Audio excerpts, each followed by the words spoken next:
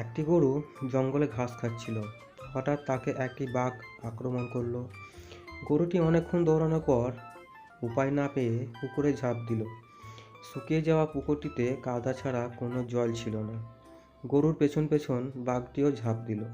বাঘ ও গরুর কাদায় গলা পর্যন্ত আটকে গেল। বাঘ রেগেমেগে বলল, কিরে হারামি, তুই আর লাফ দেবার জায়গা পেলি না? ডাঙায় থাকলে তোকে নয় একটু কুড়মুড় করে খেতাম, এখন তো দুজনেই মরবো রে। গরু হেসে বলে, তোমার কি মালিক আছে? বাঘ রেগে বলে, বেটা, আমি হলাম বনের রাজা, আমার আবার মালিক কে? আমি নিজেই তো বনের মালিক। গরু বলে ওঠে, তুমি ওখানেই দুর্বল, একটু পরে আমার মালিক আসবে, এসে আমাকে এখান থেকে তুলে নিয়ে যাবে আর তোমাকে পিটিয়ে মারবে। বাঘ বড় বড় চোখ করে তাকিয়ে রইল। ঠিক কি সন্ধ্যাবেলায় গরুটির মালিক এসে বাঘটার মাথায় বাঁশ দিয়ে কয়েকটা বাড়ি মেরে গরুটিকে টেনে তুলল। গরুটি হাসতে হাসতে বাড়ি চলে গেল আর বাঘটি মরে ওখানেই পড়ে রইল।